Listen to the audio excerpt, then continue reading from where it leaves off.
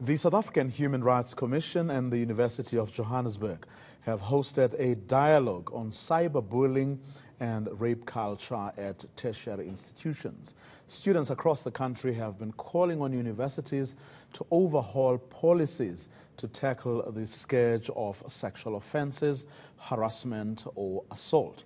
For more on this, I'm joined by Lebogang Mawelela, a community engagement specialist from the University of Johannesburg. Good evening, Lebo. Thanks very much for your time. Maybe we should start here. What is cyberbullying? Cyberbullying is actually an act of people being harassed online, and internet is actually a village where some people use that as a platform to harass, innocent people from different nations. So it has, from different color, culture, and creed, it actually affects everyone in the world. Or given that sometimes people engage, on social media, whether it's a debate or a discussion, other people try to be funny, and so on. How do you distinguish that from, say, a robust engagement on a topic or people expressing views on something?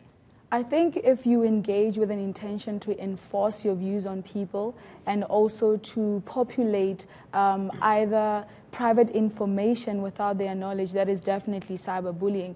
So a classic example is if, let's say, for example, someone did not answer something correct in a classroom and you populate that video, you are actually a part of cyberbullying. You're actually saying that the person is not probably intelligent enough, and instead of being a solution, you are just creating a negative impact about what they might be going through.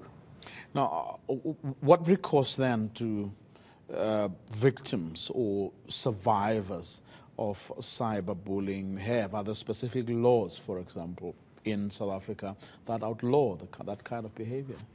I think as a nation, South Africa is in progress in terms of making the cyber law more strict.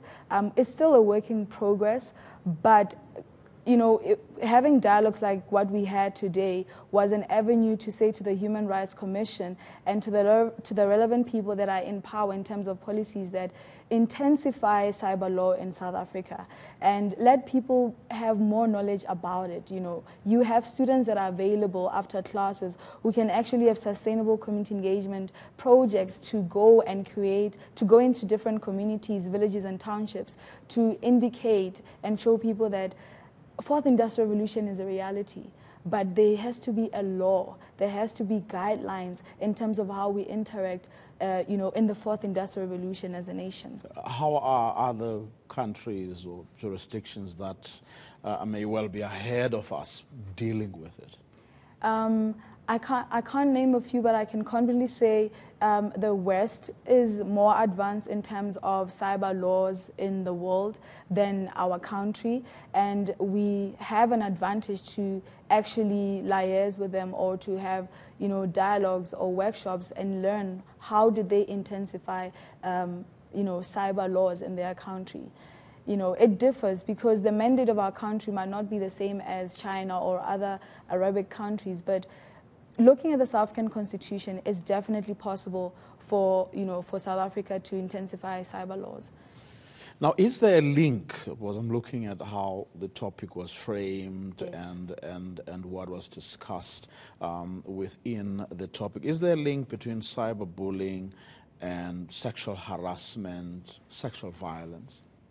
There's definitely a link because it's quite evident that, for example, 41% of children in South Africa are victims of rape, and some of them are taken advantage or are communicated with through emails, telephones, and cell phones. So the perpetrators are there, and they're gaining trust with these young people, and they can comfort them if maybe they've been going through bullying at schools or universities, and therefore after gaining their trust, then they take advantage of them and then rape them. So there's definitely a link, and that link should not be overlooked, and we need to find more ways, more avenues to indicate to people that it is related. So we have to be mindful of that.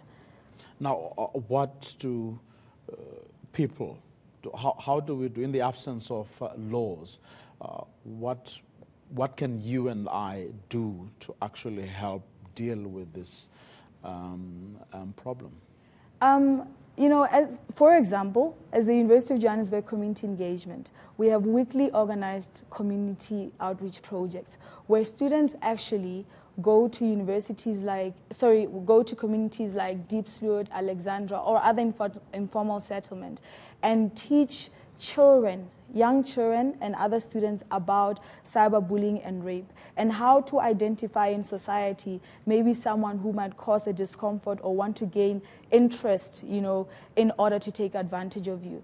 And you and I have the power to actually create awareness about cyberbullying because we are in a hashtag movement. The millennials in South Africa has proven, for example, with Fees Must Fall, that they are capable of having an impact on policies. You might not be at the parliament there, but online you can have a petition, you can have a participation, even in the classroom, even with our actions, we can actually show that we are everyday leaders and we're the solution to not acting you know, towards cyberbullying and even endorsing rape, you know, laughing at people online saying whoever was raped. That is an act of you know, intensifying the pain of someone, you know, who's going through that, or a family that is supporting someone who's going through cyberbullying. Lebo, thanks very much for your time and for